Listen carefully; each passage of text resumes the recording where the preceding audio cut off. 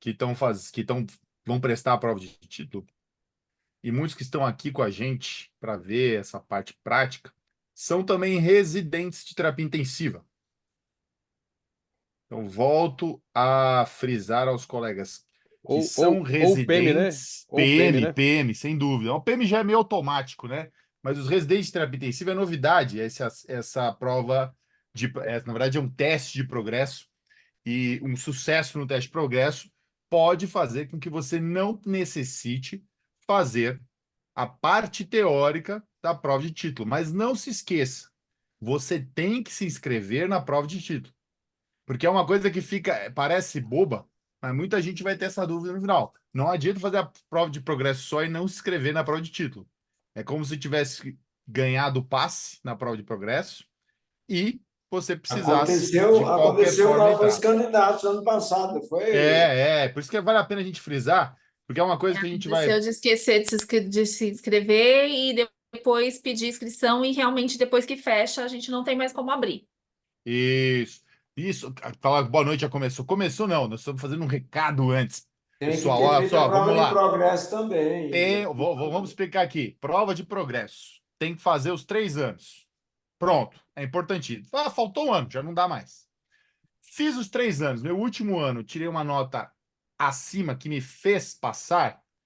Ok, você pode pular não, né? Substituir a prova prática, a prova teórica e fazer a prática. Substitui a prova teórica e faz a prática. Porém, você não pode esquecer de se inscrever da prova de título. Então você tem que ir lá fazer a inscrição do mesmo jeito. Então não muda nada, vai se inscrever na prova de título. A única possibilidade de mudança é que depois de inscrito na prova de título, você, com sucesso no teste de progresso, possa substituir a prova teórica. E anota, Esse assunto é importante e eu quero que vocês venham com um monte de dúvida aí, para a e gente anota, poder falar isso depois. e a nota mínima, hein, Caio? 6, né? 6, né, Caio? A nota mínima de Isso, 6 nota mínima de 6 teste de progresso. no último Nem queria falar teste. muito de teste de progresso, até para fins que não é a nossa área, a gente só está falando o pessoal não perder a prova de título, mas é isso aí. E lembre-se também que a gente tem um limite para as 2 inscrições. Prova de título, a Elisângela vai falar agora, qual o limite da prova de título e inscrição? As inscrições da prova de título vai até o dia 31 de julho. Então fiquem atentos que tem poucos dias aí para um pouquinho mais Perfeito. de um mês para fazer as inscrições. Deixa eu só me despedir aí. Vou deixar sejam bem-vindos aí a mais uma live da gente, pessoal. Eu vou deixar vocês hoje aí com a Elisângela, com o Igor e com o Caio, que vão conduzir a reunião, tirar todas as dúvidas de vocês. Vou estar disponível aqui, mas no background aqui, tá bom? Sejam bem-vindos aí. Fiquem à vontade de tirar todas as dúvidas aí. Muito bem, pessoal. Ó, vamos lá. Então, prova de título dia 31, é isso? As inscrições vão até o dia 31 de julho. Até 31 de julho. Só ressaltando que teve uma pergunta aqui no chat falando que a pessoa não fez os 3 anos da prova, não fez os 3 anos da prova. Esse ano, o que contempla no nosso edital? Que quem fez a prova no ano de 2023 e vai fazer agora o ano de 2024 e conseguir a nota acima de 6, tem acesso direto à prova prática. Lembrando que precisa fazer a inscrição para as duas. Então, quem não fez a prova em 2022 não precisa se preocupar, porque só está valendo a de 2023 e agora a de 2024, tá? Perfeito. Mas não pode deixar Isso de fazer as duas. Tem que ter feito as duas. Se não fez no ano passado, infelizmente, esse ano não consegue obter o critério. Então tem que ser 23, 24. 23 e Assim, 24. excepcionalmente esse ano. Isso. A partir Aí do o ano que ano que vem já são vem os 3 anos. o ano que vem já será as 3. O ano que vem, quem fizer o ano que vem o teste de progresso tem que ter feito os 3 anos, 2023, 24 e 25. Por que 2023? Porque foi em 2023 que começou Mudança de o currículo, né? teste de progresso e essa migração direto para a prova. Então, só para se fazer entender o porquê do ano de 2023 e 2024. Houve um processo de transição, né, em relação à mudança curricular da residência, acesso direto 3 anos, então nessa transição deu-se um tempo aí necessário para que todos os REMs do Brasil e os PEMs se adaptassem a esse tempo. Portanto, a partir de 2025, esse tempo já tem sido contemplado e aí os 3 anos irão vigorar. Isso. Aí o Muito ano bem, passado vamos. só foi de 2023 para não prejudicar quem já estava no Perfeito. último ano. Esse ano para não prejudicar as pessoas que já estavam, estariam terminando este ano, e o ano que vem já segue fluxo completo. Muito bem, muito bem. Olha lá, vamos lá, vamos passar. Bom, calma aí, que na prova prática nós vamos falar tudo sobre. Eu quero só frisar, principalmente nesse ponto de inscrição, para ver se ficou alguma dúvida. Tem alguma mensagem aí no chat, Elisângela, diferente? Vamos abrir aqui para ver se eu acho. Eu acho que não. Ah, estão perguntando referente às inscrições do teste de progresso. As inscrições do teste de progresso abrem no dia 27 de julho. Então, Pronto. dia 27 abre as inscrições para o teste de progresso, vai ficar aberto até o dia 28 de agosto. São só 30 dias, então não dá para perder tempo. Abriu o teste, tem que já fazer as inscrições. Isso, não se esqueça de se inscrever nas duas provas. Ou melhor, no teste Exatamente, de isso é muito progresso e na prova de importante. título. É imprescindível, esse é um detalhe imprescindível.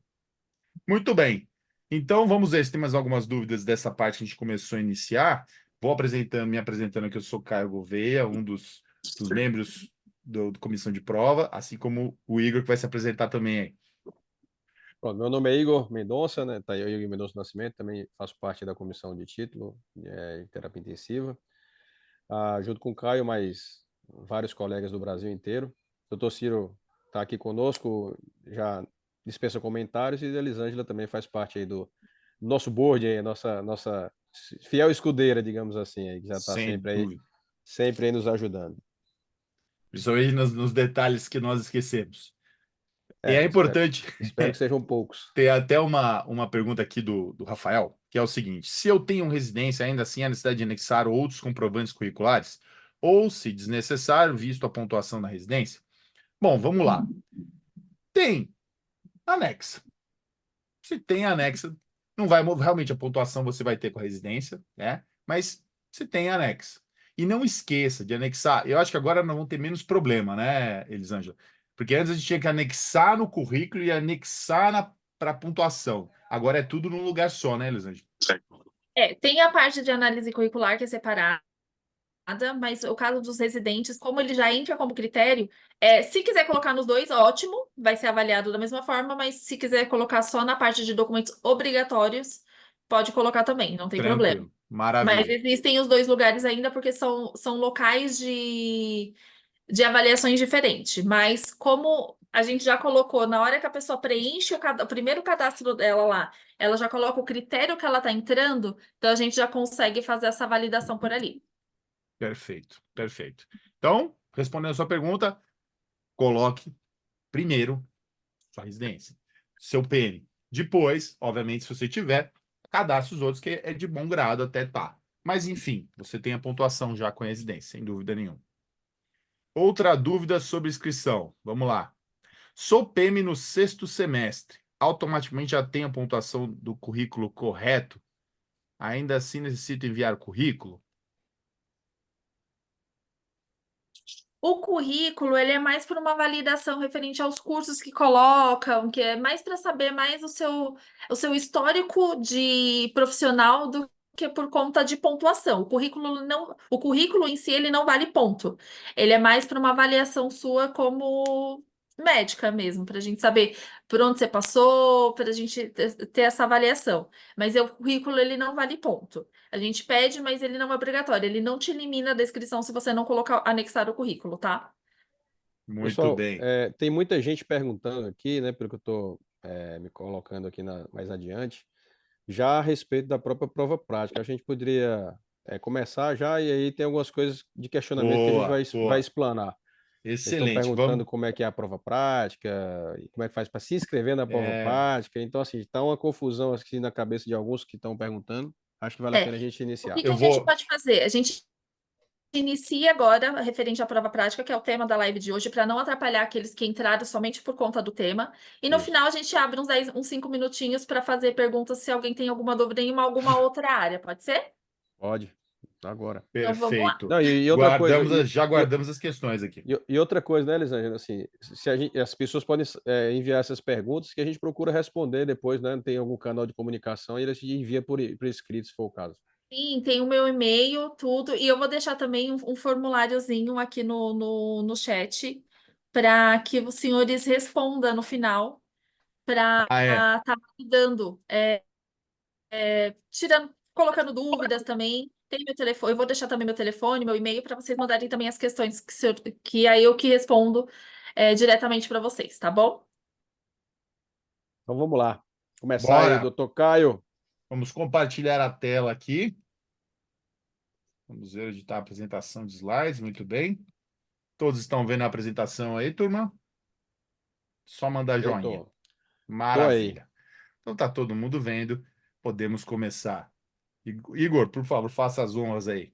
Vamos lá, pessoal. Então, assim, o tema de hoje, né, como estava sendo viabilizado aí nas redes sociais, estava sendo disponibilizado nas redes sociais, é como é o modo de avaliação da prova prática, né?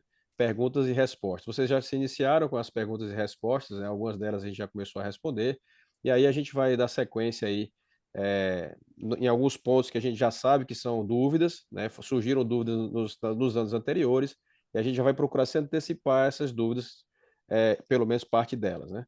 E se ele, mesmo assim permanecer a situação dubitável, a gente vai respondendo o chat, como foi explicado agora no início. Vamos lá. Bora lá, pessoal. Apresentação, doutor Caio Gouveia, doutor Igor Nascimento, doutor Ciro Mendes e Elisângela, que está aí conosco. Vamos passar aqui uma por uma. Pronto. Pergunta 1. Quantas Muito frequente. questões configuram a prova? Inclusive, no próprio chat tem um questionamento desse tipo. Uma das perguntas, deixa eu ver se eu só esclareço aqui já de antemão. Uma das perguntas foi exatamente sobre a questão de quantas estações práticas que existem, né? E aí a gente vai responder agora. Vamos lá. Quantas questões configura a prova prática? Resposta é o seguinte: são 30 questões no caso clínico e 20 questões na estação prática.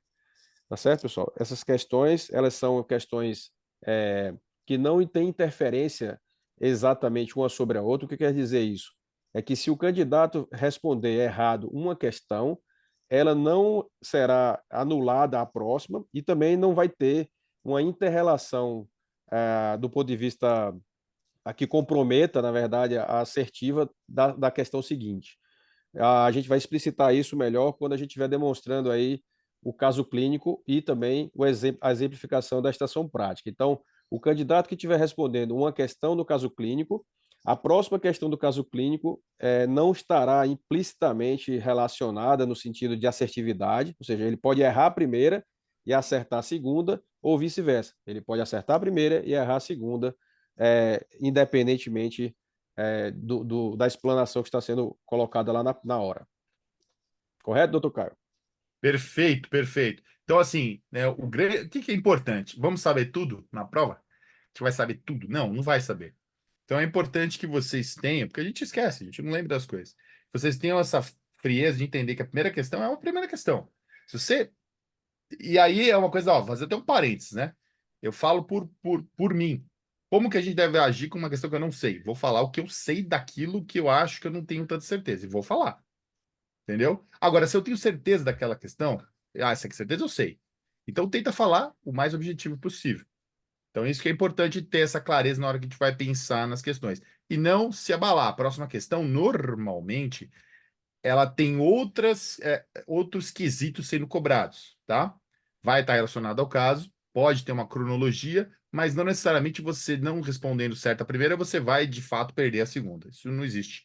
Então, consciente que isso aí vale a pena a gente frisar.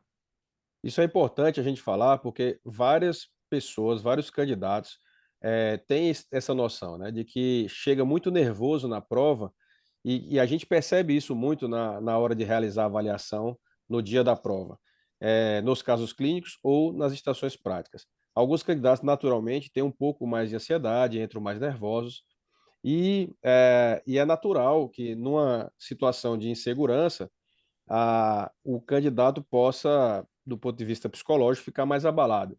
E é isso que a gente precisa esclarecer para vocês.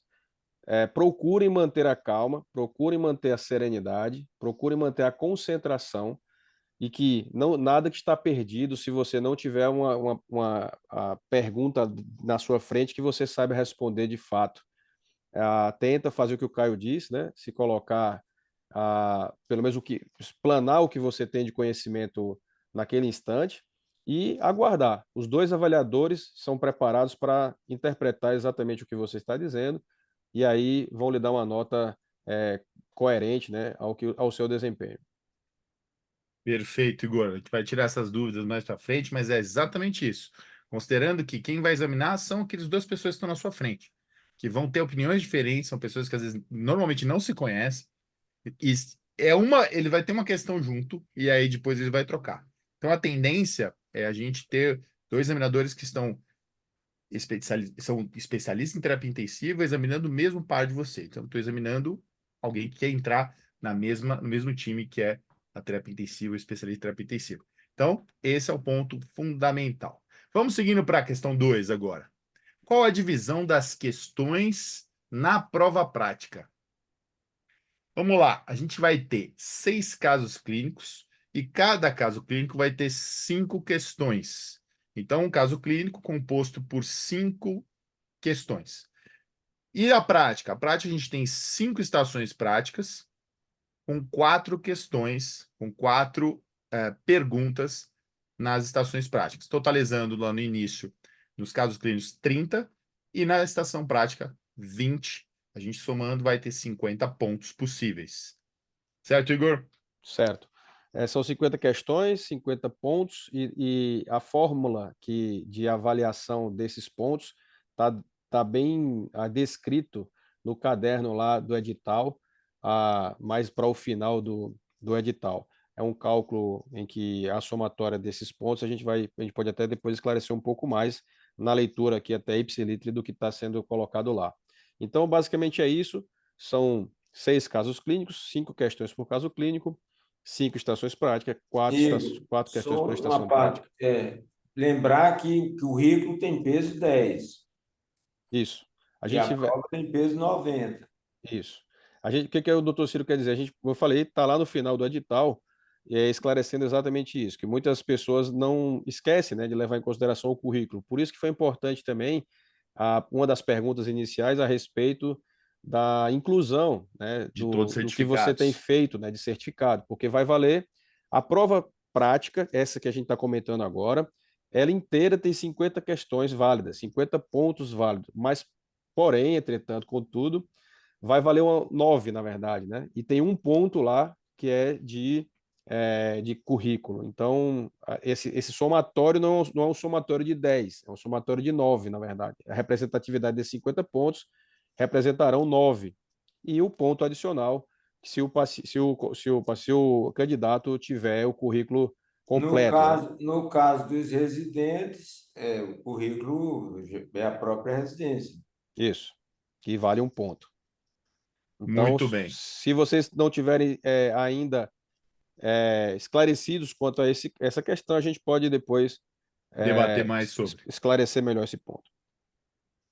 Vamos lá para a próxima questão, que é a pergunta 3. Já familiarizando lá, uma tela grande, questão curta, né, Igor? Já tem uma ideia como é que vai ser. Qual é a divisão de tempo na prova prática? Essa eu vou deixar para o Vamos lá, Igor divisão passar. na hora da prova prática, pessoal, a gente vai, os alunos, né, os candidatos vão ser divididos em 2 grupos. Na verdade, vão ficar todos, de certa forma, contemplados em um ambiente sem contato com os outros candidatos. A grande maioria, todos vão se concentrar num espaço único.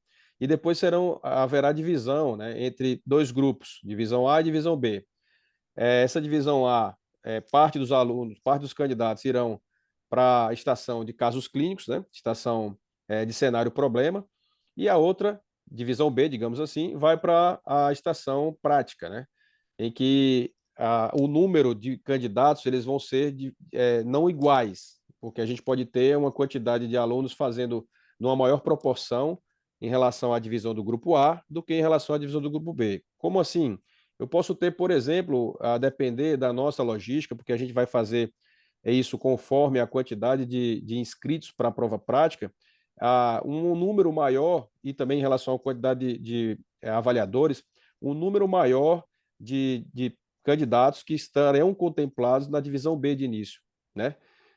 Podemos ter 100 candidatos, por exemplo, para fazer a prova de início do caso clínico. Em relação à parte prática, por ser uma ambientação um pouco diferente, às vezes a quantidade de estações, né, que a gente chama cada estação dessa tem 4, que a gente chama de baia, né, no popular, mas são 4 espaços individualizados, né? Conforme a gente vai ter talvez 30 alunos nesse ambiente. Mas isso não importa, porque no final das contas, todos da divisão A ou da divisão B irão fazer ambas atividades, né? E aí o que é que acontece? Nessa hora que as pessoas se dividirem, na situação de caso clínico, vão ter 2 casos clínicos, mais 2 casos clínicos, mais 2 casos clínicos. Como é que se comporta isso? Os candidatos irão ficar sentados, né, de frente para uma tela, um telão que vai ter com a visibilidade muito boa. E aí, a cada 2 casos clínicos, há um rodízio. O candidato ele vai se deslocar para uma mesa seguinte, mudando de avaliador.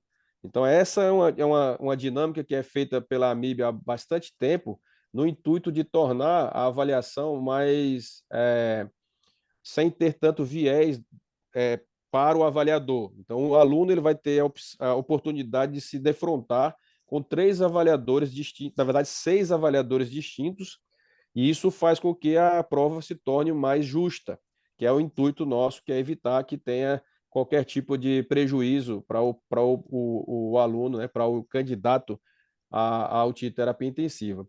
Isso funciona dessa mesma forma em relação à divisão B. Nas estações, haverá um rodízio dessas estações com um tempo suficiente para que as respostas sejam feitas e, da mesma forma, terão 2 avaliadores também tentando fazer com que essa democratização ou essa justiça, né, se faça valer durante a prova.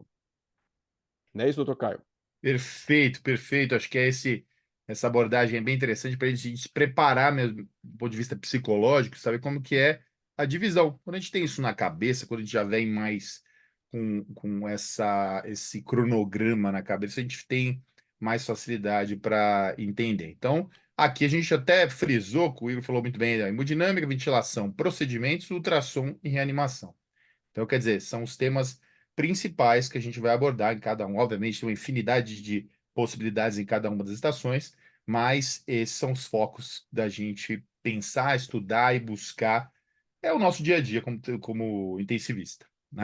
Vale a pena também frisar, viu, Caio, que também havia uma certa preocupação com o tempo, né, como a gente está colocando essa Boa. divisão, de cada questão, né?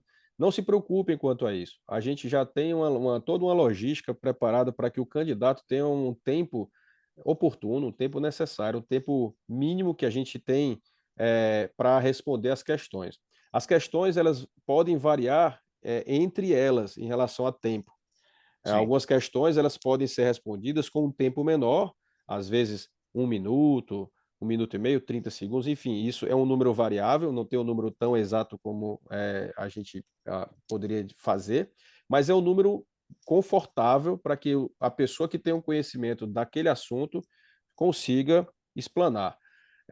Isso tanto serve para a parte de casos clínicos, como também serve para a parte de estação prática. Então, essa é uma preocupação que a comissão de título tem ao longo dos anos, que é exatamente, de novo, para tornar a prova mais justa, sem prejudicar ninguém quanto a isso.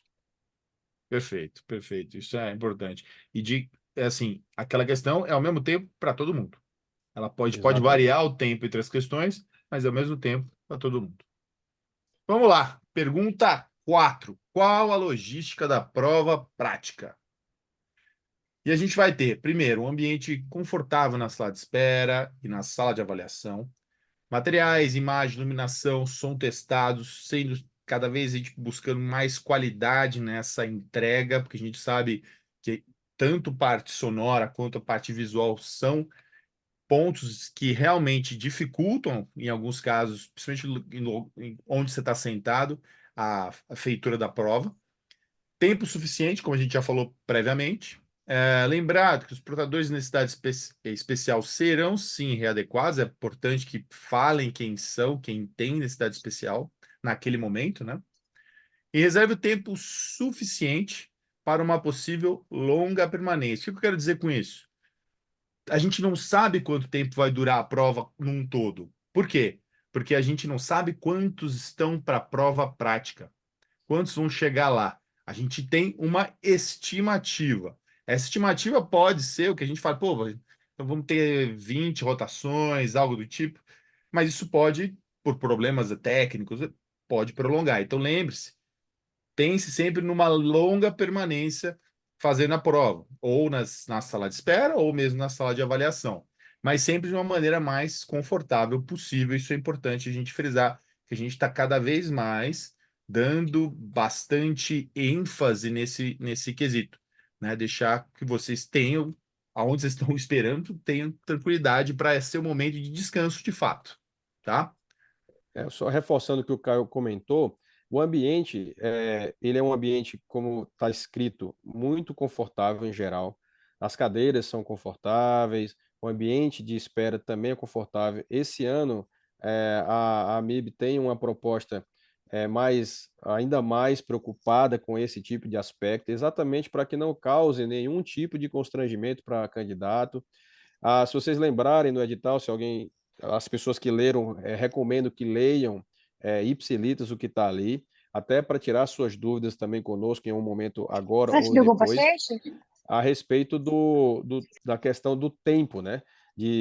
O tempo, se vocês forem observar o que tem no edital, a prova vai das 8 horas, a prova prática, até as 18 horas, podendo se estender além das 18 horas.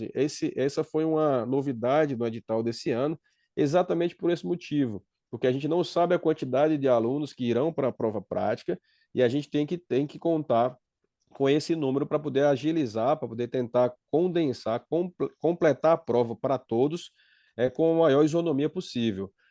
E aí, portanto, existirá o candidato que irá entrar às 8 horas da manhã, desculpa, e irá sair às 18. Assim como vai ter candidato que vai chegar às 8 horas da manhã e vai sair antes. Então, essa dinâmica para todos os candidatos precisa estar bem clara, para que se também não entre em abalo, né, não entre em situação de estresse, né? Eu sei que é uma situação que pode ocorrer, nós sabemos que é uma situação que pode ocorrer, mas a gente vai procurar deixar o candidato o mais estabilizado possível. Em relação ao que o Doutor, Caio falou, desculpa, oi Elisângela.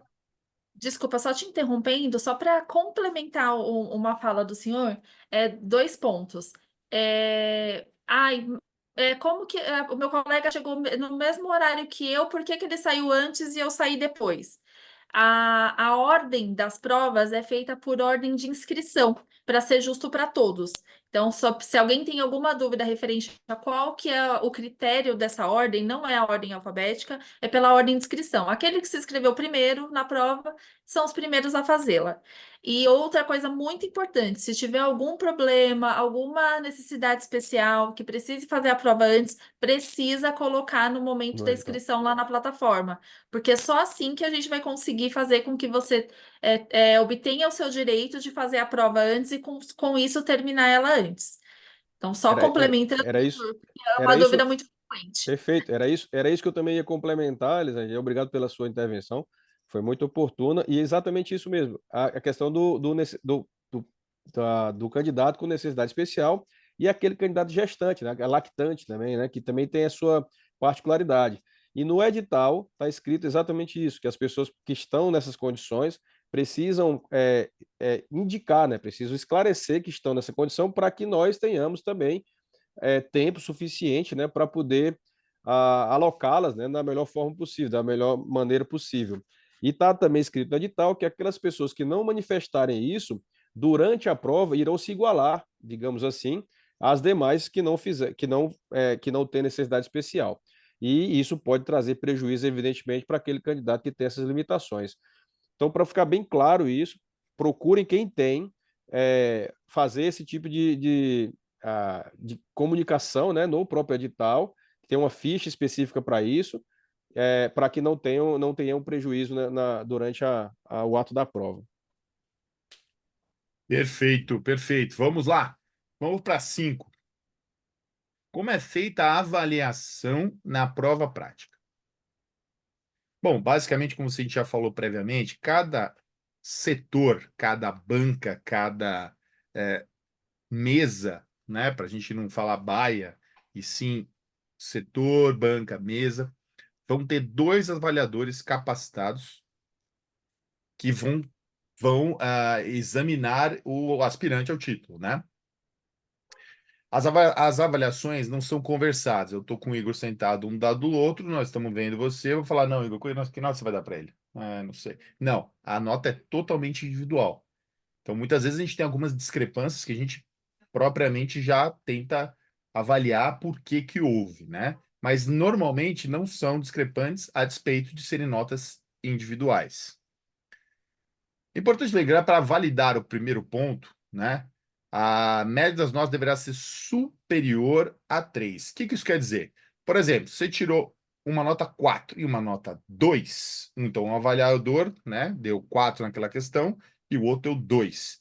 Você soma, a média deu 3, você ganhou o ponto. Então, é isso que é importante frisar. Eu ganhei o ponto da questão, dos 50 pontos possíveis, eu ganhei 1, porque eu tirei 3. Então, 3 é o suficiente para você ganhar um ponto. 5 ganha ponto. 4 ganha ponto. Mais 3 é o suficiente nesta média, tá? E a avaliação tem componentes sempre objetivos e também subjetivos. Por que que é importante lembrar isso?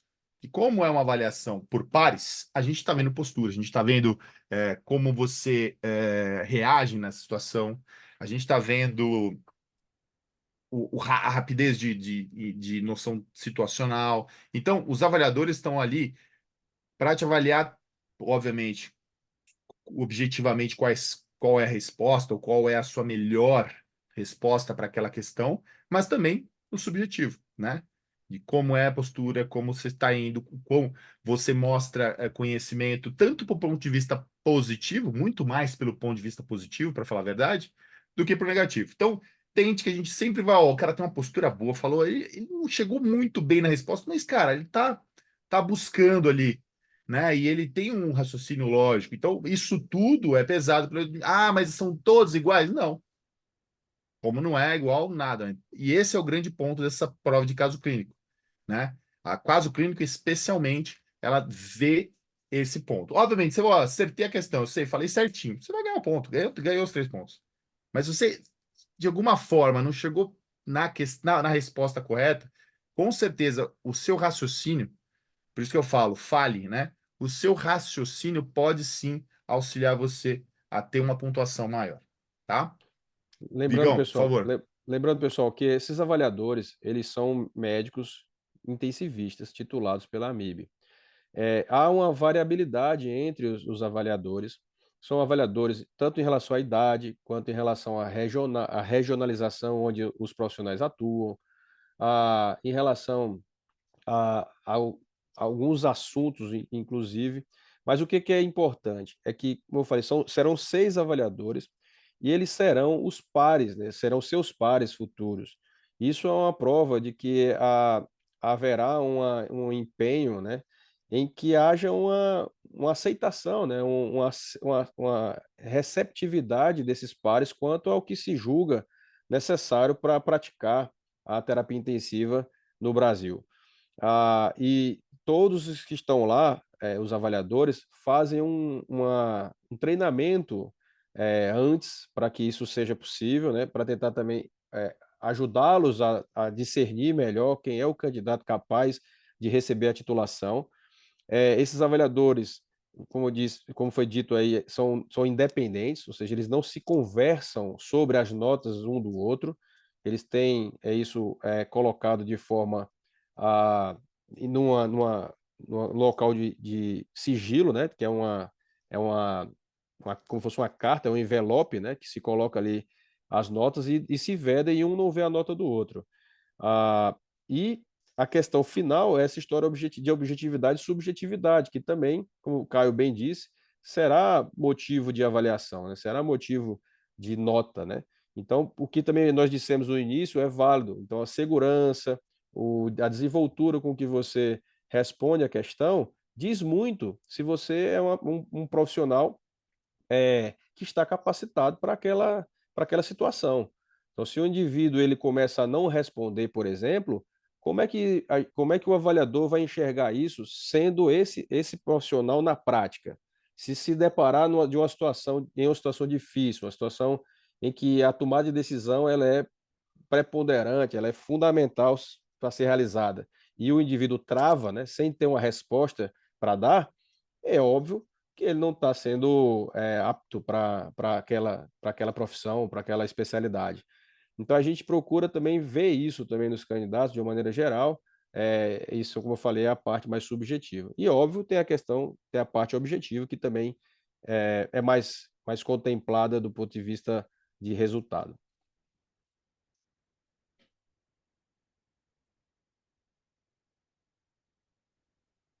Tá no mudo, Caio, tá no mudo.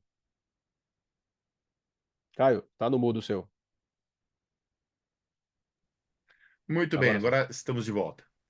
Bom, vamos começar com um exemplo de como é o caso clínico. Essa é uma prova antiga, uma prova de 2022, e a gente vai ter uma noção mais ou menos como é que funciona isso. A gente vai ler, na verdade, esse ano, a gente está buscando gravar exatamente para a gente evitar que vocês percam ou que tenha ênfases diferentes, porque também ler todas as questões por todas as 20 vezes precisa de uma quantidade de corda vocal funcionante muito boa. Então, esses vão ser gravados para não ter perda em nenhum momento, né? A gente está buscando isso, né? A priori, esse é o grande foco nosso. Mas, assim, tudo começa com uma história, e essa história é um jovem de 30 anos, sem comorbidades, vítima de trauma em jogo de handebol, com fratura de fêmur esquerdo, se encontra internado na enfermaria de ortopedia no primeiro pós-operatório de fixação externa. Pronto. O que eu coloco na história sempre é importante porque a gente tenta diminuir o máximo possível o número de palavras. Então, as coisas que estão lá são importantes. Nesse caso, a gente até frisou os pontos em vermelho como sendo os principais e que vocês possam também absorver melhor os sinais. Então, a gente fez essa diferenciação com esse intuito mesmo. Evolui com quadro de dor torácica, moderada intensidade, sinais vitais 110 de pressão por 65, frequência cardíaca 92 batimentos por minuto, saturação 94% e uso de catéter O2 2 litros por minuto. Frequência respiratória 22 incursões por minuto. Bem perfundido e confortável, encaminhado para UTI para monitorização e suporte. Aí vem a primeira pergunta. O que se espera da gasometria arterial solicitada e sua escolha para o exame diagnóstico? Quer comentar, Igão? Não. Opa, Caio. Não, fica à vontade aí. Beleza. Então, aqui, vamos lá, pessoal. O que eu estou pensando nesse caso? Puta, dor torácica, pode ser infarto, pode ser uma paciente jovem, sem comorbidade, teve uma fratura de fêmur e está acamado. É uma grande chance de ser um TEP, tá? Então, se eu acho que é TEP, eu penso o que vai ter na gasometria nesse primeiro momento inicial? Um choque, lactato alto? Não necessariamente, ele não estava com sinais de choque. Ele vai ter primeiro uma taquipneia, logo, ele vai ter na gasometria um CO2 mais baixo. Então, essa é o raciocínio que a gente deve ter, explicando mais ou menos como é que seria o que a gente esperava. E, obviamente, é que você pode abrir. Eu vou fazer uma tomo de tórax. Vamos fazer uma tomo de tórax protocolo TEP, um angio-TC protocolo TEP. Perfeito, resposta coerente. Pedir um ecocardiograma. Pode ser que a gente não tenha um resultado tão adequado. Então, a resposta sua já não é tão... Porque o ecocardiograma pode diagnosticar se tiver grande suspeita. Você vai ter uma suspeita e vou ter que ter sinais específicos. Se isso não for mostrado, não. Mas o padrão ouro nosso é a angio-TC de tórax, com contraste. Então, é importante esse detalhe, tá? Focar especificamente no... Se eu sei essa questão, eu vou no objetivo. Vou lá. Se eu não sei, aí eu posso dar uma floreada. Então, vou no objetivo, falo, explico de maneira segura, e aí você tem a questão com facilidade. Já na questão 2, você veja que a gente cite 3 exames para estratificação de risco e justifique brevemente. 3 exames para estratificação de risco naquele caso anterior, tá? Que é o TEP. Então, o que a gente deve pensar aí? O que eu posso estratificar? Troponina? Posso falar do BNP, posso falar do ecocardiograma? Maravilha. Ponto garantido, explicando cada ponto, que a gente tem aqui disfunção miocárdica, pode aumentar a troponina até um nível mais alto, BNP, alteração de contratilidade, ou aumento do ventrículo direito, ou falência do ventrículo direito durante o ecocardiograma, são coisas que a gente pode ponderar. Seguindo, o paciente mantém-se estável na UTI e apresenta esta imagem no ecocardiograma transtorácico. Aí já emendando o que você falou antes, ó, já te mostrei a imagem. E a imagem está aí, ó. Basicamente, está lenta, mas é uma imagem de um coração batendo normalmente, sem nenhum aumento de câmeras, nada demais. Considerando isso, né, a gente pode falar que, bom, não vai mudar minha conduta pensando em trombolítico. O que eu vou fazer? Vou tentar heparinizar esse paciente. Aí, você falar para inoxaparina, heparina em bomba, tá tudo valendo, né? Eu fazer heparina, eu fazer varfarina, ok? Eu só não quero que você trombolize um paciente que não necessariamente tem uma disfunção orgânica para tal. É isso. Para 4, a gente está entre o quinto e sétimo dia, então, quinto e sétimo dia é importante lembrar, por isso que a gente frisou ali. Evidencia-se em Doppler venoso, trombose venosa em veia femoral e popilite em membro inferior direito. Apresenta ainda queda de hemoglobina de 10 para 7,5 e plaqueta de 150 para 75 mil. Qual de nós provável neste quadro? Como você confirma esse diagnóstico? Qual a conduta frente ao quadro? Vamos lá. Quinto e sétimo dia, então mais tardio, o uso da heparina que foi iniciada. Então, provavelmente é uma HIT e um HIT tipo 2. E tipo 2 que vai levar, sim, eventos trombóticos, é mais grave, não tem uma resolução tão rápida, e pode ter sangramentos, como também eventos trombóticos, como que é o caso, tá? Então, tivemos nesse caso aqui. Bom, o que eu vou responder? HIT, tipo 2 ou HIT. Se falar HIT, você resolveu, certo? Como confirmar esse diagnóstico? A gente vai fazer ELISA, que na verdade é um exame sensível, mas não tão específico, ou a gente pode fazer o SRA, que é o exame mais específico e sensível para isso. Tranquilo, tá? Qual a conduta frente a esse quadro? Se você falar suspendo a heparina e uso outro anticoagulante que não tem referência para heparina, perfeito. Você pode falar simplesmente isso, tá? Falar, eu vou usar varfarina, vou usar agora o... Ixi, agora até fugiu da minha cabeça o nome. Mas vou usar outro anticoagulante que não tem necessariamente a ver com isso. Perfeito. Resposta correta. Pelo menos 3 pontos você vai ganhar. Perfeito? E por fim, após as medidas realizadas anteriormente, o paciente evolui com melena e queda de HB para 5,6. A gente fez heparina lá atrás. Solicitado concentrado de hemácias e tromboelastometria. Considerando o exame a seguir, qual o distúrbio observado, qual sua conduta e qual a conduta frente a este quadro. Vamos lá. A gente tem essa tromboelastometria. O que a gente está vendo aqui? A parte extrínseca, a parte intrínseca, o fibrinogênio. E estamos vendo aqui, depois da correção com protamina. Então, detalhe importante aqui, ó. Extem está tendendo ao normal. A gente tem que reconhecer essas formas. É importante reconhecer essas formas. Vai cair todo ano? Não, não vai cair todo ano. Mas é sempre importante pensar nisso. Reconhecer a forma. Olha lá. Então, essa forma aqui é uma forma de um coágulo, de um tromboelastograma. Ok.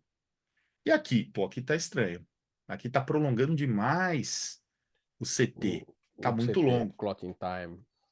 Então tá aumentando. E no INTEM? INTEM, a gente tem que pensar, tem aquela, lembra, cascata de coagulação?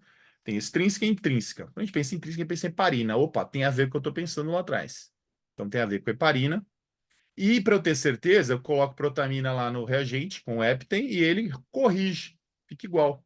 Então aqui, vendo esse tromboelastograma, já tem essa noção.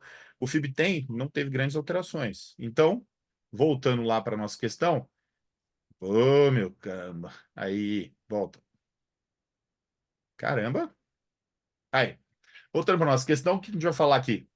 Tem um distúrbio um distúrbio principalmente devido à heparina.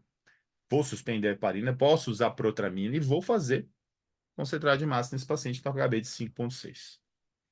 Resolvido. Ah, ele está sangramento ativo? Se você falar, não, vou usar um plasma fresco congelado, ok.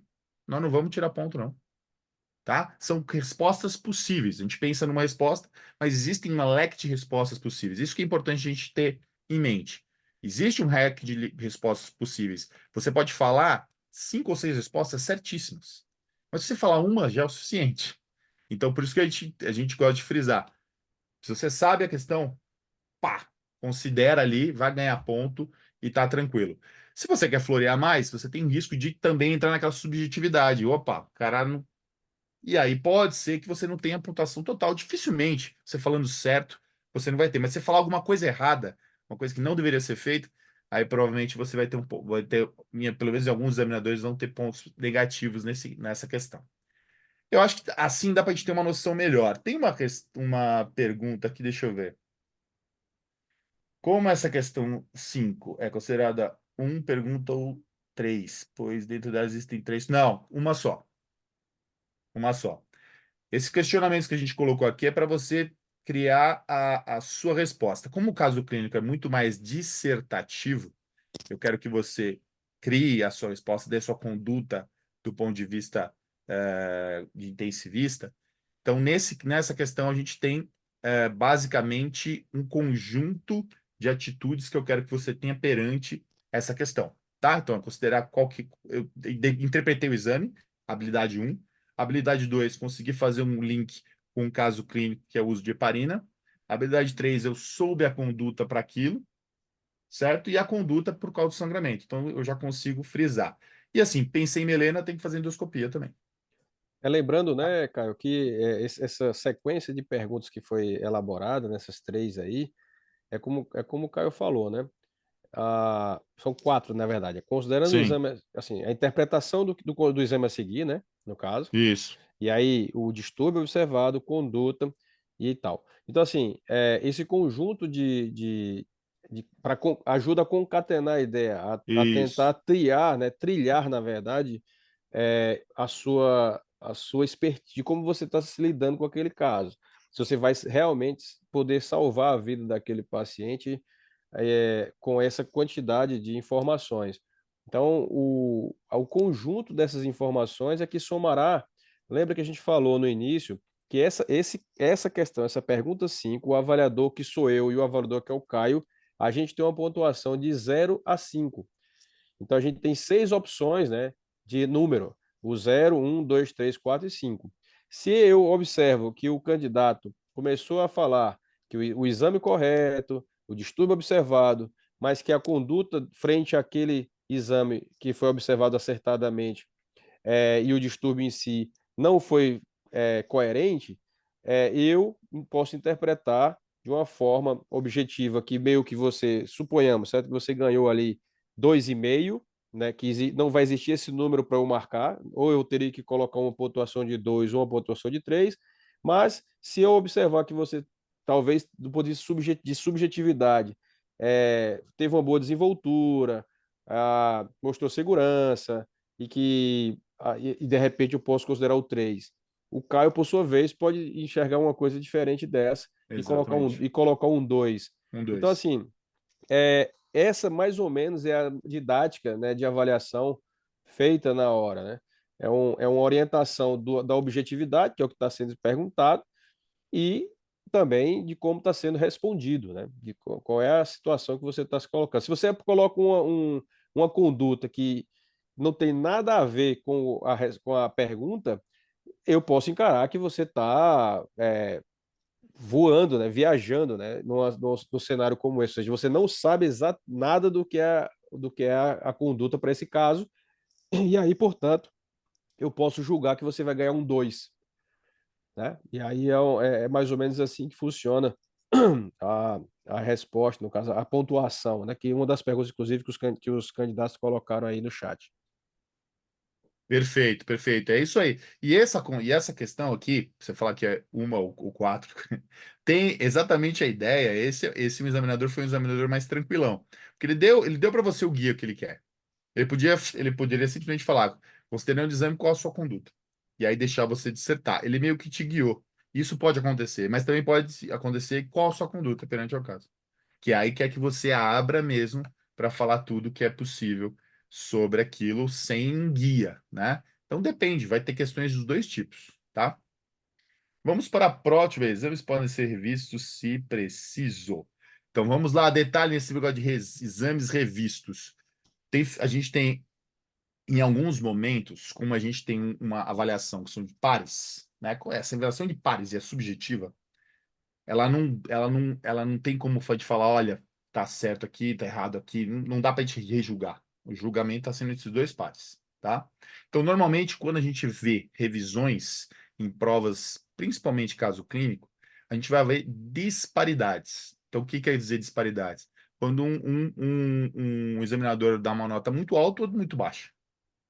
Né? Mas tudo bem, quando dá muito alta, 5 e 1, e o cara passou, não faz problema. O problema é quando ele dá 4 e 1 e o cara não passa. Aí não faz sentido. Então a gente tende a rever essa questão e muitas vezes a gente defere, porque a gente sempre está pensando para o lado do candidato. Mas isso é uma coisa a mais, tá? Estou dizendo dos exames dos casos expostos. Não entendi, Michele.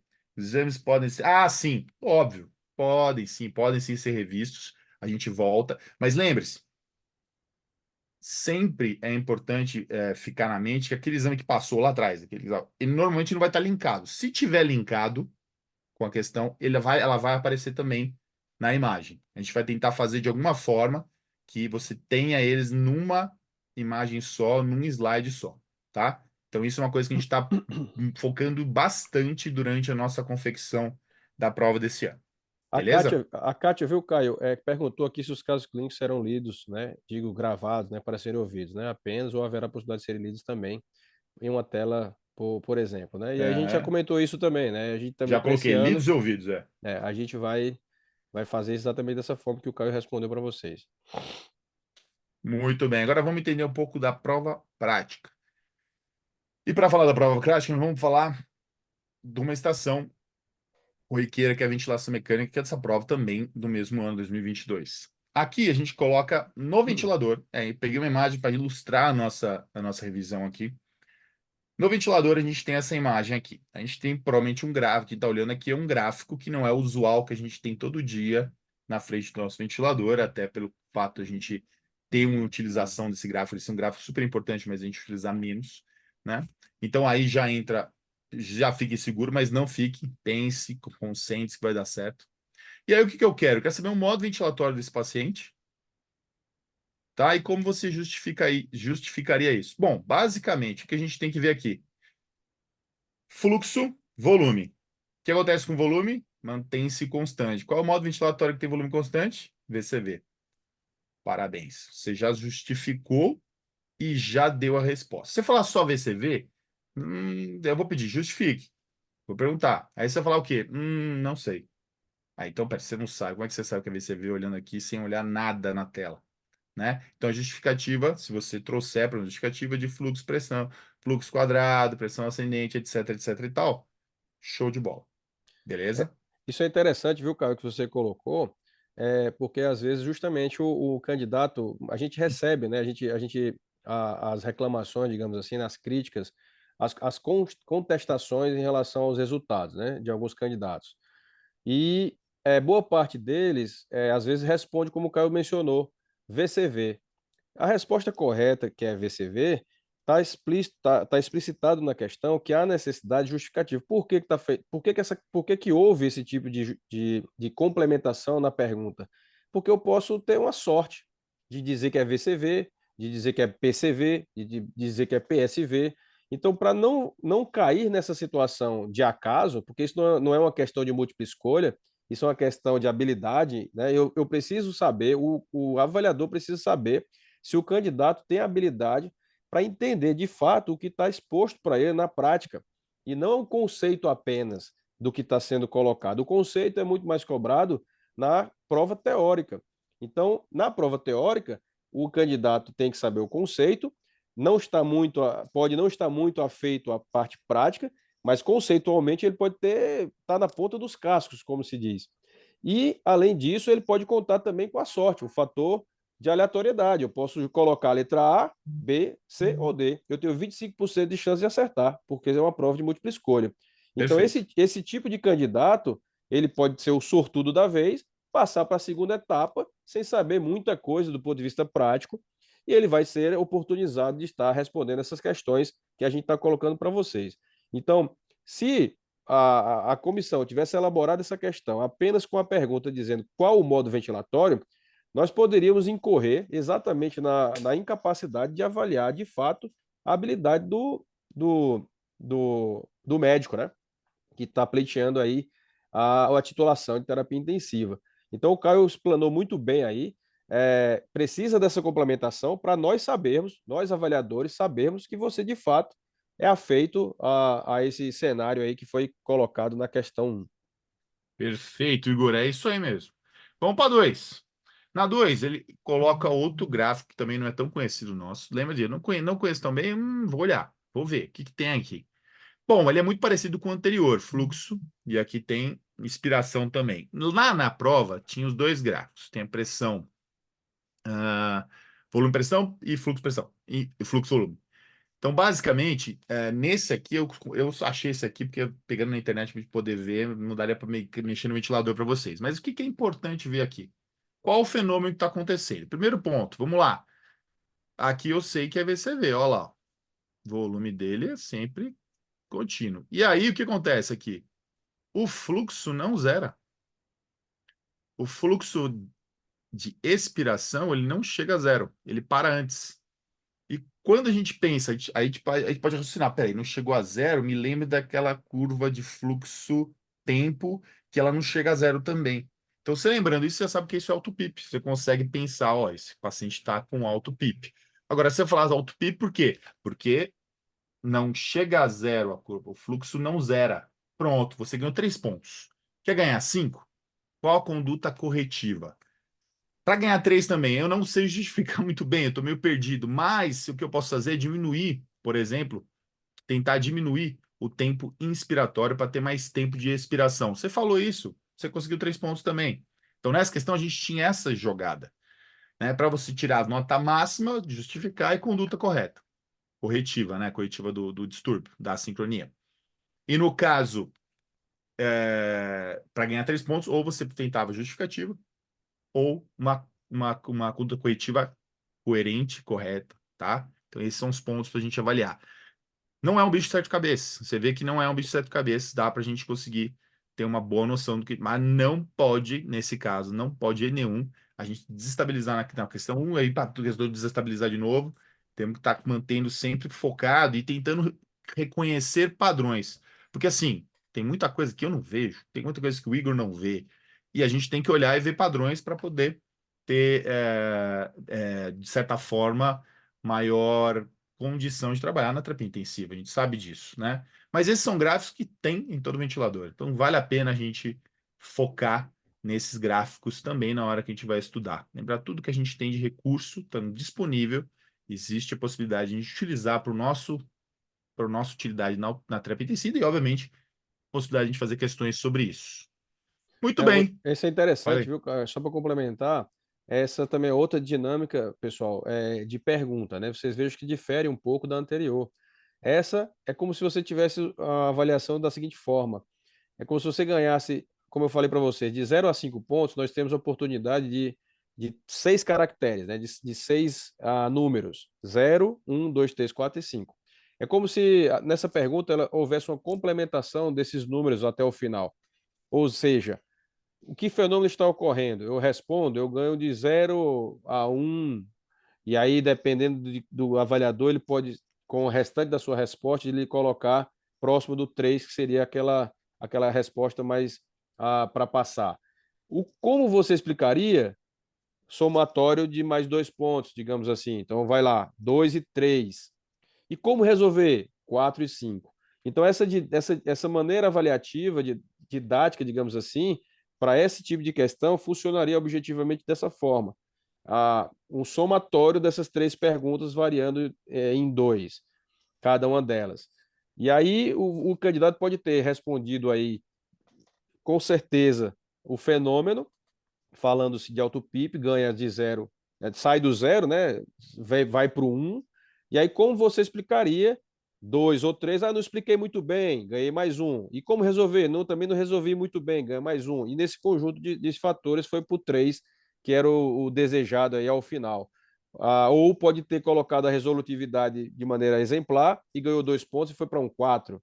Então é mais ou menos isso que acontece na prática quando a gente vai ver os avaliadores. E, de novo, como existe a subjetividade, o Caio pode enxergar uma virtude, digamos assim, uma qualidade na resposta que eu, particularmente, não dei tanta valorização, mas geralmente os avaliadores eles têm uma congruência muito forte em relação às notas. Não tem uma variabilidade muito grande, Muito portanto, pequena, muito é pequena. mais, é mais uma forma também que a gente sempre está atento para tentar entender se houve algum prejuízo na avaliação em si e o candidato tenha a nota mais justa que Possível. seja possível. Muito bem, vamos para a questão 3. Lembrando que caso clínico, cinco questões, 5 problemas, vamos colocar assim, 5 problemas a se resolver, 6 casos clínicos. Voltando a revisar, a gente, prova prática, 4 problemas por cada caso clínico. Quando a gente tem caso clínico na prova prática? 5. Então, 20 pontos, 30 pontos. Fechou? Continuando. Seguindo aqui, a gente tem uma... Opa, vamos ajudar mais aqui. Tá ótimo a passagem aqui. Isso. Analisando as curvas, que fenômeno está acontecendo, quais as possíveis causas e como resolver. Botei uma coisa bem na cara para vocês, né? Que aqui a gente está vendo uma sincronia também. E nesse caso, nas curvas, tanto pressão-tempo quanto fluxo-tempo. Nesse caso, a gente está vendo uma ondinha sozinha ali, solitária, que na pressão ela é negativa e no fluxo ela é positiva. Então, provavelmente é um esforço muscular desse paciente. Só que esse esforço não está sendo o suficiente para conseguir exercer um disparo. Isso a gente chama de disparo ineficaz. E é isso que eu queria que respondesse. A gente queria que respondesse disparo ineficaz. Só que é importante falar uma causa e uma correção. Por que aconteceu isso aí? Por que esse disparo ineficaz aconteceu? Porque a gente viu padrões aqui. Ah, disparo ineficaz, disparo ineficaz. Mas por que está acontecendo? E aí você pode me falar várias possibilidades. Se você falar para mim que a sensibilidade foi programada muito alto, perfeito, né? Se você está falando que esse paciente ele é um paciente do PLC, edematoso, que tem uma dificuldade muito grande de expelir o ar, tá certo também. Um broncoespasmo severo no paciente com uma frequência um pouco mais alta de ventilação, perfeito, né? A gente pode pensar em algumas coisas, tá? E detalhe que é importante, que nesse caso, que um disparo ineficaz, a gente normalmente está pensando também fraqueza muscular. Fraqueza muscular é importante lembrar aqui, tá? E então, tudo que de certa forma torne mais difícil esse paciente falar, ventilador, vamos lá, vamos fazer um ciclo. Então, nesses casos, é isso que a gente queria saber. Pá, falei de sensibilidade. Ah, eu falei de sensibilidade. Poxa, falei de sensibilidade, está alta, o que você vai fazer? Eu vou baixar a sensibilidade para ver se a gente consegue ter um disparo eficaz desta vez. Maravilha. Certíssimo. Show de bola. DPOC, provavelmente esse paciente deve estar fazendo um alto PIP, então ele vai ter alguns esforços que não vão conseguir vencer o aprisionamento de ar que ele já tem. Eu vou colocar uma PIP a mais para tentar enganar o ventilador, e é a outra possibilidade que você pode fazer. Tá? Então, grandes. É uma questão que você tem respondendo com lógica, você vai acertar. Tá? Não é uma questão complexa. Mas é importante ou, né, falar essa uma causa ou uma correção, e para ganhar o ponto máximo, né, que é 4 ou 5, você falar uma causa e uma correção. Se eu explicar que o paciente está tentando inspirar, mas o ventilador mecânico não reconhece o disparo, ao invés de dizer o termo disparo eficaz, eu ainda ganho o ponto. Vamos entrar na subjetividade. Disparo ineficaz é um negócio de conhecimento amplo aí dos intensivistas. Mas eu vou te dizer de uma maneira eu examinador, hein? E quando eu falo eu examinador, falo do Igor também. Se você vai e me explica Ipsilis e só esqueceu o nome de disparo ineficaz e acertou tudo, eu vou te dar o ponto inteiro, tá? Mas eu volto a dizer, subjetividade. Com certeza, você falou para mim isso daí, você domina. Você está dominando o assunto, né? Eu posso não te dar 5, eu posso não te dar 4, mas com certeza 3 eu vou dar. Mas volto a dizer, temos a subjetividade. Só que isso é treinado, tá, pessoal? A gente treina os examinadores. A gente não tem controle dos examinadores, mas a gente treina os examinadores até com a intenção de eles prezarem por essa subjetividade, por essa raciocínio lógico que vocês vão trazer para eles na hora da prova, tá bom? Isso pode ficar tranquilo, que é uma coisa que a gente vem fazendo. Mas eu não posso garantir para você, ó, certeza que você vai ganhar.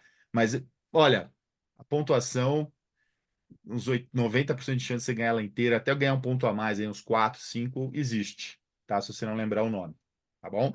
Pode acontecer, tá? Isso é importante lembrar. Quer acertar de vez? Fala o que perguntou, acerta a causa com postura e acerta a correção. Aí tá garantido, tá? Mas você vê que existem nuances que podem fazer você ganhar o ponto, mesmo você não exatamente acertando a questão. Perfeito. Vamos para 4, que é a última questão. Essa aqui eu acho que é a mais legal, porque é muito nosso dia a dia. Isso acontece toda hora quando alguém te liga e fala, puxa, pô, que não é intensivista, vai te ligar lá, pô, pessoal, Caio, coloquei no desculpa, 20. Caio, Fala aí. rapidinho, desculpa, volta por gentileza na questão 3. Volto. Só Volto. para eu também complementar essa pergunta que o candidato fez. Veja bem, isso é uma expertise que o cara falou, também eu concordo com ele, eu também daria os pontos. Mas lembrem-se, pessoal, que, de novo, isso é uma habilidade prática. É assim, a gente está testando a habilidade. Imagine só você chegar à beira do leito para discutir esse caso com o fisioterapeuta. Quando você começa a dar um entendimento de que você não sabe exatamente o nome do fenômeno, pode ser interpretado, né? Ou seja, o avaliador, que não seja eu ou o Caio, pode interpretar de que você não tem afeição com a máquina, não tem afeição com o problema exatamente, e talvez você não saiba resolver de fato esse problema e transferir essa responsabilidade para o fisioterapeuta, por exemplo. Então, eu chegar lá para o fisioterapeuta e dizer que o paciente está tendo uma falha de disparo, porque a inspiração. Assim, nem falo com esse aqui, que o paciente está tentando respirar e não consegue, é uma situação ok, é uma situação ok, que é válida, é isso, esse é um fenômeno, mas quando você chegar dá impressão, pode dar a impressão para algum avaliador de que você não tem propriedade do que está falando. E a nota minha, no caso, que sendo 3, a do colega que está pensando dessa forma, ser Pode um ser 2. 2. Entende? Pode ser. Então, assim, varia muito. Tem avaliador que vai ter esse entendimento diferente do meu e do Caio. Talvez até fazendo esse juízo de valor que eu acabei de mencionar. Uhum. Então, assim, e aí, pessoal, existe, como vou voltar a frisar, são 2 avaliadores, e a maneira que a MIB arranjou de fazer com que não haja injustiça, exatamente é isso, é ter 2 com pensamentos distintos, com tomadas de decisões de nota distintas, baseados também nessas situações. Isso foi muito importante, essa pergunta, que muitas das vezes os questionamentos futuros, eles são baseados nisso. O candidato vai e fala, não, mas eu respondi assim, assim, assado. Coerentemente. Entende? E aí a gente fica, poxa, mas como é que você Fica refém, respondeu? né? Como é que você respondeu de fato? E tem mais outro detalhe, pessoal. É, não adianta também a gente também viu isso acontecer, também vê isso acontecer muitas vezes nas contestações, é que a resposta que o candidato vai dar nas contestações é uma resposta de livro. Então, assim, o candidato vai lá e falou dessa forma, né? Que houve o paciente tentou inspirar e não conseguiu, respirar e não conseguiu. E aí, na resposta, na hora de contestar, ele copia ipsilitre o que tem no livro. E aí ele fala: ah, mas eu disse que tinha um disparo ineficaz, tal, tal, tal. Então, assim, e copia mesmo o que tem lá às vezes que está lá, inclusive nas recomendações da bibliografia. Cuidado com isso, né? Porque a gente também tem a habilidade, no caso, tem também acesso às situações para tentar não cair nesse tipo de justificativa, digamos assim, que às vezes é infundada. Então, tenho essa cautela, tenho também um bom senso, né? E também tenho a, a ética, né? De não entrar nesse tipo de seara para tentar, às vezes, ludibriar, ou às vezes se passar por um profissional que efetivamente você, naquele instante, não está se demonstrando ser. Eu acho que o grande ponto a questionar aqui é de fato que, normalmente, eu te dando experiência minha, experiência de várias vezes que a gente viu a prova de título, normalmente, quando você está indo pelo caminho certo, um raciocínio lógico, a palavra só fugir da tua cabeça, normalmente o examinador ele vai perceber isso. Ele vai perceber isso e vai. E qual o nome? E o que seria isso? E ele vai, às vezes, dar uma chegada para você. E com certeza, né? O cara que vai fazer isso, ele vai ele vai te guiar de uma maneira. Porque, assim, o reconhecimento que você sabe é fato. Se você estiver nervoso, não lembrar o nome, isso pode acontecer também, tá? Então, é importante você, olha, não sei, eu vou racionalizar da melhor maneira possível. Esse é o melhor jeito de fazer questão. Vou fazer o meu melhor tipo de raciocínio possível, tá? E lembrando que o exame é ali, ó. É aquilo lá o exame, né? Questionamentos que a gente vai ter, obviamente vocês vão ter posteriormente. O que a gente consegue fazer muito é ver se existe disparidade entre os examinadores, né? E a disparidade é o que mais a gente defere. Obviamente, quando a questão tem dificuldades, a gente até a gente sempre não tem, a gente erra também muito, né? Então isso é uma coisa importante. A gente vê o erro e a gente retorna para poder mostrar cada vez fazer uma prova mais justa e mais coerente para vocês, tá? Então esse que é o grande ponto que a gente queria falar nesse aqui. Acho que veio muito a calhar a pergunta do colega e acho que isso ajuda bastante para a gente poder concluir essa parte de prática. Nesse caso aqui, a gente tem um dia a dia nosso. Qual que é o que tem nesse dia a dia nosso? Basicamente, você está lá na sua UTI, ou melhor, você saiu, você é diarista ou está coordenando aquela UTI, e alguém te liga do plantão e fala assim: ó, coloquei em volume 450 aqui, volume VCV, ó, VCV, tá em modo VCV, tá, eu coloquei em volume, mas ele não tá fazendo. Não tá fazendo e tá alarmando absurdamente. E é exatamente isso. O paciente começou a cair a saturação, ventilador alarmando. O que, que pode estar ocorrendo? O que, que a gente vê aqui, num gráfico que, que eu achei também na internet, não é o gráfico que vocês vão ter na prova, vocês vão ter o ventilador mesmo na prova. Nesse gráfico, a gente vai ver que o pico está passando o valor do alarme que eu setei.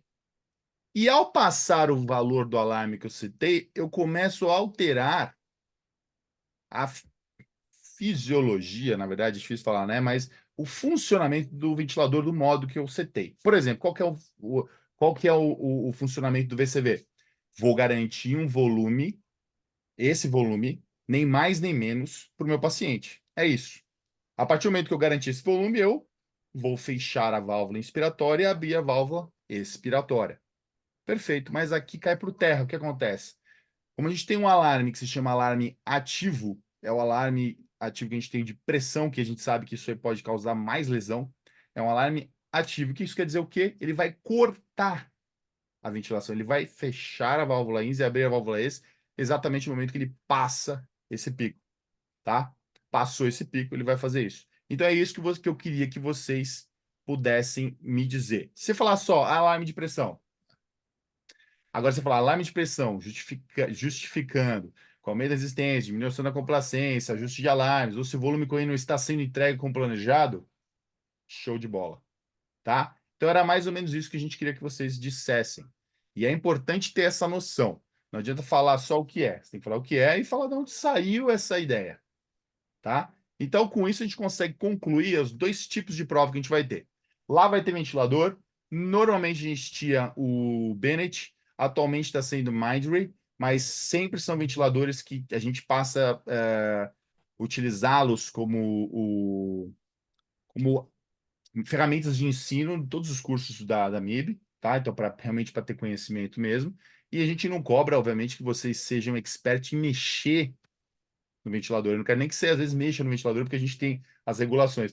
Mas eu quero que você entenda os padrões de curvas, entenda os padrões clínicos. Isso é o mais importante. A mesma coisa com o ultrassom. Eu não quero que você entenda que o GE ele tem a função de inteligência artificial. Não, não é isso.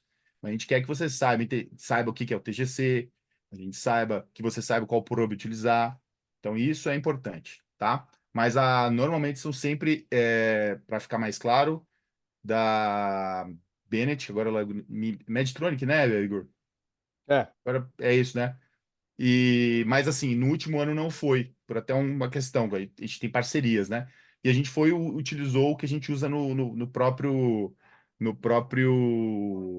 Venuti, que é o da Maggi, tá? A gente vai sempre falando para vocês, até para Caio, esse ano provavelmente será o da Major também, né? Acho que vai bem manter. provável, bem provável. A gente ainda não tem essa informação, mas é bem provável que seja o da Major. Então, independente de qual ventilador seja utilizado, é o que o Caio falou, não será cobrado você conhecer o ventilador em si. Se você trabalha lá na sua instituição, seja como residente, como PM, ou mesmo como médico plantonista em UTI, se você trabalha lá com dragger, você vai se especializar nas Em dragger. funcionalidades Você do vai dragger, saber o né? dragger.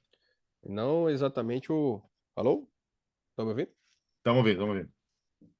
Então, assim, essa que é a questão. E aí, assim, em relação ao ajuste do próprio ventilador, Caio, Alô? Isso aqui eu caiu, você caiu. Oi? Não, Eu acho acho que. que Foi o Igor, então, né? foi, travou. Tá. Igor, caiu o som seu. Eu vou ver se a gente consegue ajustar aqui.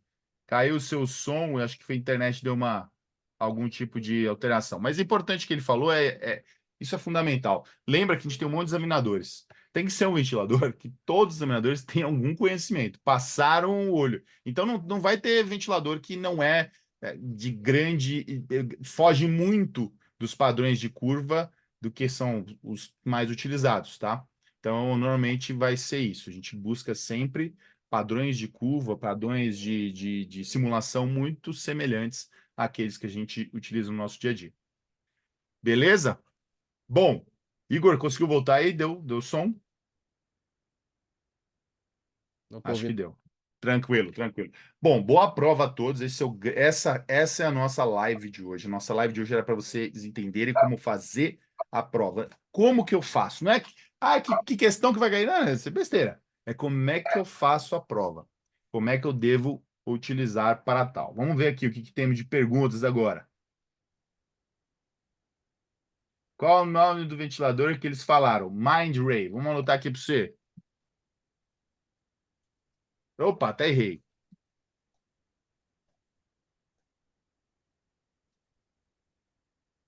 Pronto.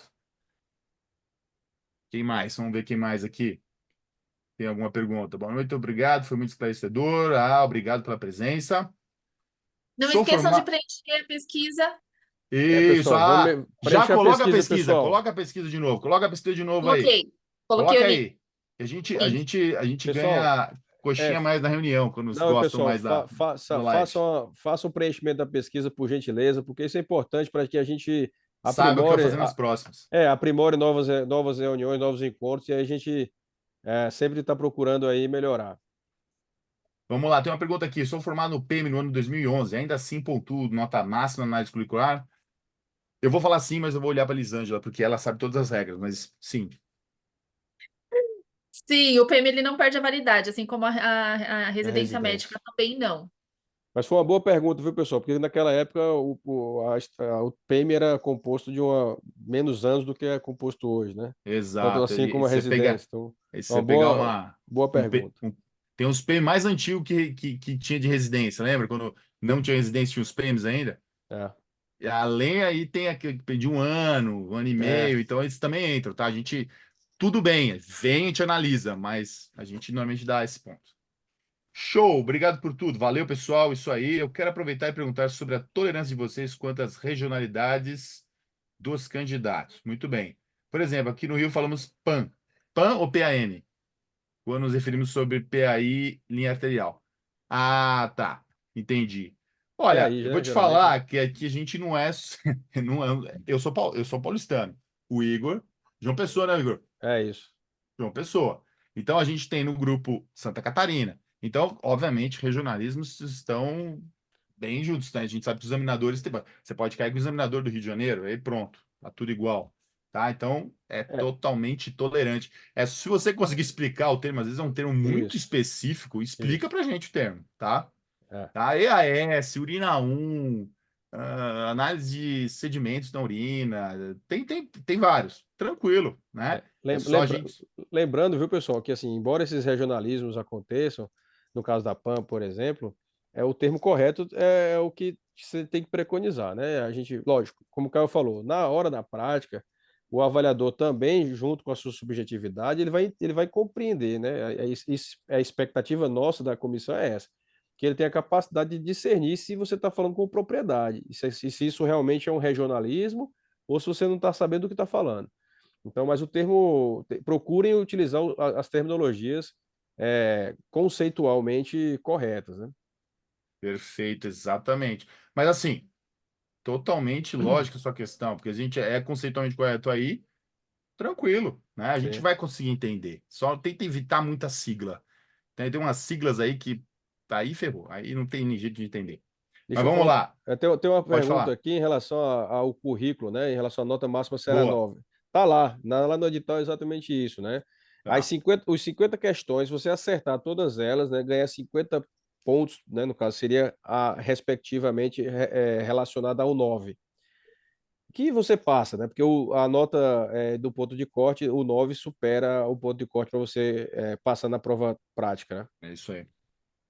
E aí Você vai fazer a divisão. esse 1 seria a possibilidade do currículo, né? É aquele negócio, a gente divide, né, o acerto pelos erros, multiplica por 10, né? E adiciona o ponto no currículo. Mais ou menos É. isso, de maneira grosseira, é isso. Obrigado, foi muito esclarecedor, top, valeu pela Só mais presença de uma pergunta vocês. que apareceu bastante aqui, doutor Caio, Pode, só pergunta. para Antes que eu finalizar. leia a última. Se quem se inscreve na prova é obrigado a se inscrever no Congresso. Não é obrigado a se inscrever no Congresso, porém, o Congresso vai estar muito bom esse ano e É, vai vai ter ser muita coisa legal. boa. Vai ser Então, legal. vale a pena se inscrever, mas não é obrigado. Ah, e É, o detalhe que é importante, vale a pena se associar na MIB, tá? é. Porque tem descontos bem importantes na prova de título. Não se esqueça, teve gente que não se associou e pagou a prova. Então, vamos lá.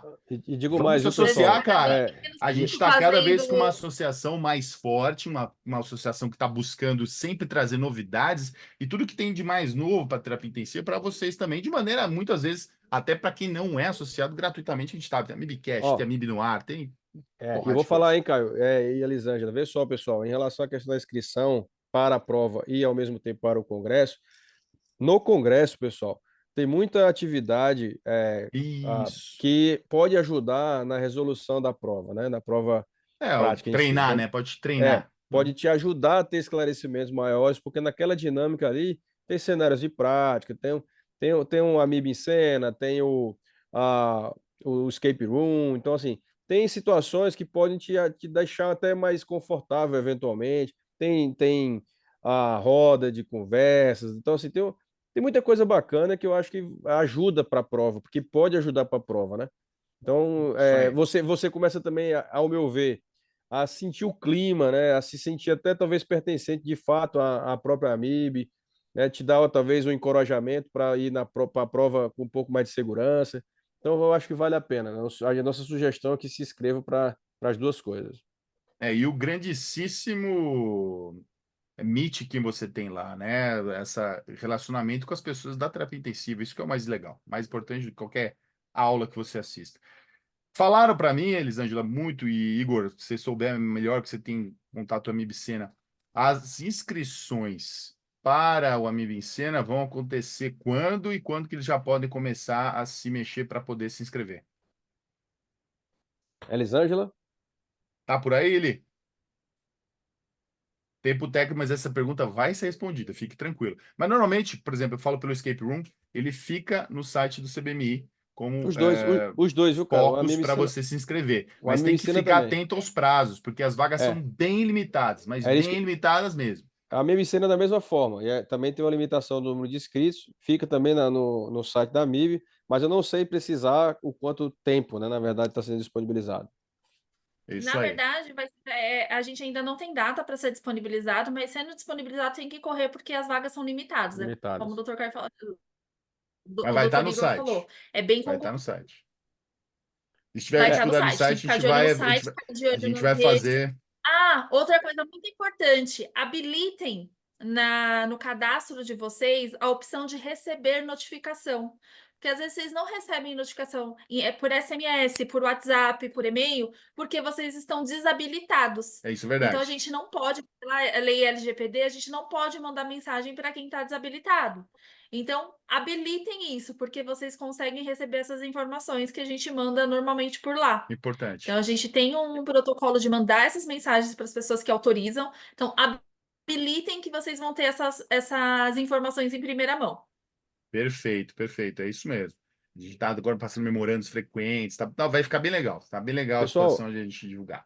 eu e o Rafael Lessa, só para responder essa daí também, que Bora. ele falou de uma forma bem divertida aí, se podia lançar um desconto para 2025. Deixa ele falar, Rafael, não sei de onde é que você é, mas as regionais, certo? Geralmente fazem esse tipo de prática, né? Tem regional que faz às vezes, sorteio, né? Então, com as atividades que vocês podem estar inseridos nas atividades das regionais, seja São Paulo, Rio, João Pessoa, enfim, onde estiver a MIB, né, das regionais, às vezes os presidentes das regionais e sua diretoria fazem esse tipo de possibilidade acontecer.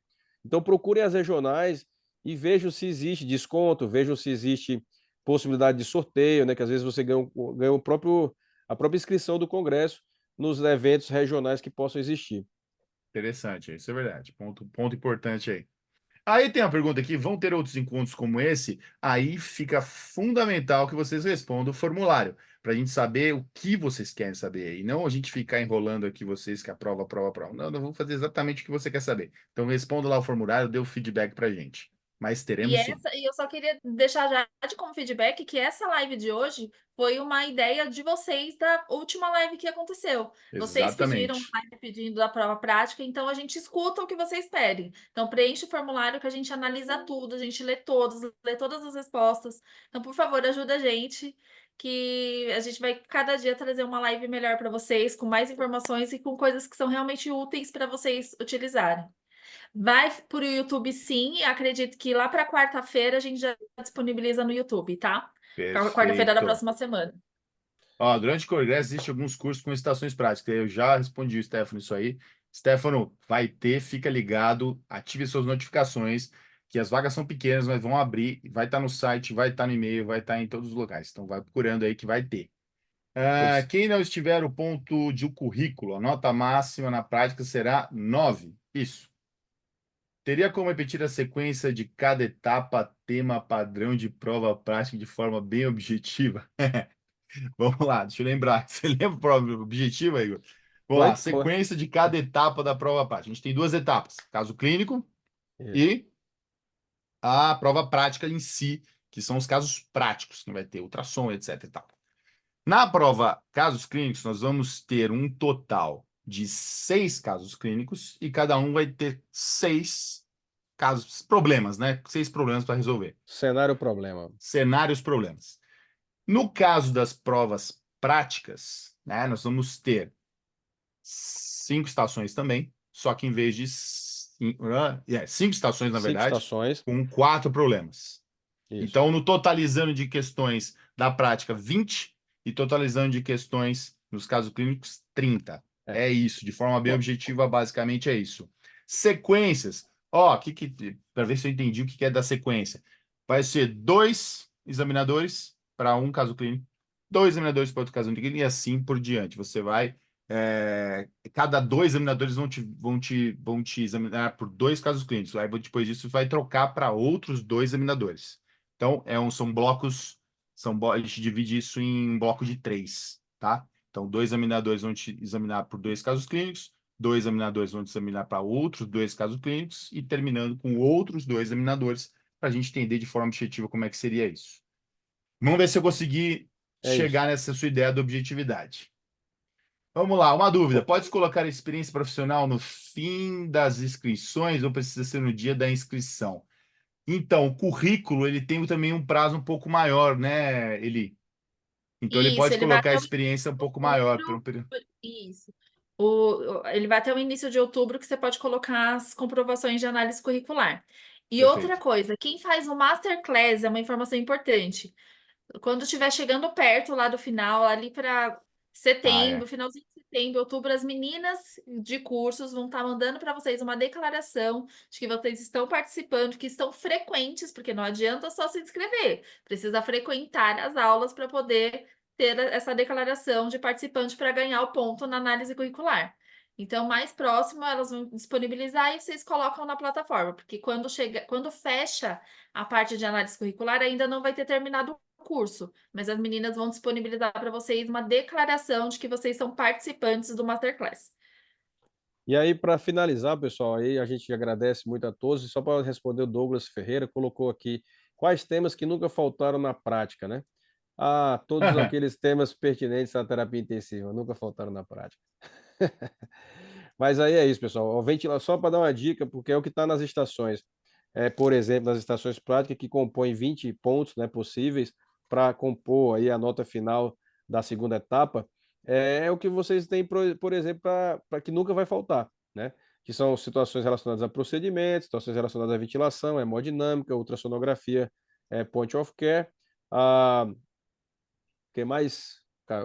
Reanimação cardiopulmonar. Reanimação e procedimentos, Então é isso, isso aí. tá? Então vejam esses 5 que nunca vão faltar na prática nesse caso, pelo menos Nunca não vão esse faltar. ano de 2024.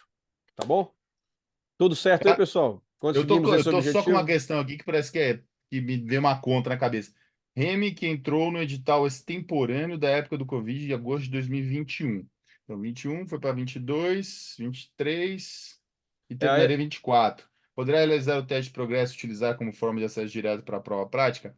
Acho que segue mais ou menos a mesma regra do atual, que são ter feito 2023 e 2024, né? isso, tem que fazer Explicando 23, 24. de uma forma bem geral. É, O candidato que fez a prova de teste de progresso, que ainda está cursando, e que ainda está isso. cursando o REME ou o PM em 2023 e fez a prova, e está cursando ainda em 2024 e vai fazer a prova em 2024, tem direito ao benefício.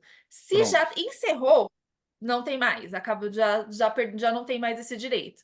Exato. Ou seja, ali, se eu sou o residente que me formei em fevereiro, março de 24, eu ainda posso fazer a prova, não é isso? Ah, tem um Então, detalhe aqui. Eu tenho considerando os resultados anteriores, Não, né, do prêmio do porque REME. Entendi. o candidato, eu vou dar um exemplo. O candidato que termina em 2025, ele é o candidato que está no último ano, agora em 2024. Perfeito. Então, é o candidato que termina em fevereiro e março de Deixa eu 2025, ele pode fazer. fazer um parênteses ali, que isso aí é um caso específico à parte de Sim. algumas instituições que tiveram essa vaga do meio do ano de 2021, Isso, exatamente. tá? Então, essa vaga do meio do ano de 2021 tem a mesma lógica, só que eles terminam antes da prova de progresso. Eles terminam em agosto. Só que eles vão fazer do mesmo jeito a prova de progresso. Isso, É só Então, para se deixar isso bem claro, isso. não tem problema. Esses são nomes que a tá gente bom? já tem e que vão estar liberados, que são Já estão casos específicos. selecionados, tá? Então, Qualquer Isso. já estão coisa, só entrar em selecionados. contato, como a gente já passou os contatos para vocês. Vou passar Vejam aqui aqueles novamente. contatos e já põe o link também do formulário de novo, porque o pessoal já pediu. E a Vou gente mandar. finaliza por aqui a nossa live da comissão de título, a live do TEME, né? É isso, pessoal. Dever cumprido, missão Maravilha. dada é missão cumprida, estamos aí. Igor, Até a prazer próxima. inenarrável. Eli, muito Caio, obrigado. Eli, Tchau, até a tchau. Obrigada a próxima. todos. Sucesso e boa prova a todos. A gente vai se falando. Boa noite.